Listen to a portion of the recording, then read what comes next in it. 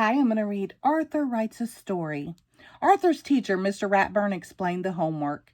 What should the story be about? Arthur asked. Anything, Mr. Ratburn said. Write about something that is important to you. Arthur started his story the minute he got home. He knew exactly what he wanted to write about. How I got my puppy pal. I always wanted a dog, but first I had to prove I was responsible. So I started Arthur's pet business. My mom made me keep all the animals in the basement. It was a lot of work, but it was fun until I thought I lost Perky. But then I found her, and she had 3 puppies, and I got to keep one of them. That's how I got my dog pal. The end. Arthur read his story to D.W.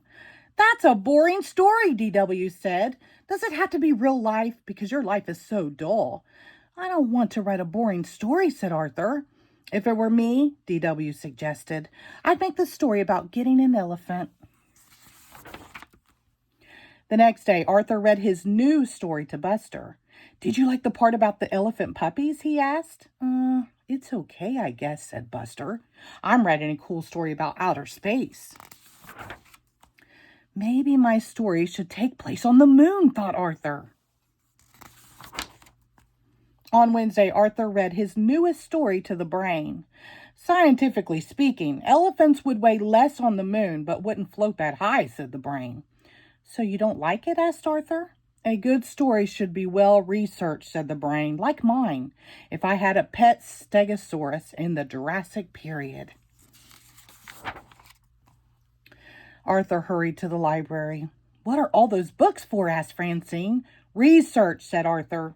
I'm writing about my pet 5-toed mammal of the genus Loxodonte. Your what? Asked Francine. My elephant, Arthur explained. Oh, said Francine. I'm putting jokes in my story. All through dinner, Arthur worried about his story. Please pass the corn, asked Father. Corn, that's it, said Arthur. Purple corn and blue elephants on planet Schmelephant. Now that's funny. Arthur is acting weirder than usual, said D.W. On Thursday, everyone at the Sugar Bowl was talking about their stories. Last year, a kid wrote a country western song for her story, said Pernilla, and she got an A+. How do you know? Asked Arthur. That kid was me, explained Pernilla. Mr. Ratburn said I should send it to a record company. It was that good. Wow, said Arthur. That night, Arthur's imagination went wild. He decided to turn his story into a song. He even made up a dance to go with it. Later, he tried it out on his family. Now this little boy can go home and enjoy his own personal striped elephant. And you will see how happy he will be here on planet Schmelephant. Well, said Arthur, what do you think? Mother and Father smiled. It's nice, said Grandma Thora, but a little confusing. Too bad you can't dance, said D.W. What am I going to do? Said Arthur. My story is due tomorrow. That night, Arthur didn't sleep very well. The next day, Arthur worried until Mr. Ratburn finally called on him. When Arthur's song and dance was over, the classroom was so quiet. It was almost spooky. Binky raised his hand. Did that really happen? Sort of, said Arthur. It started as the story of how I got my dog.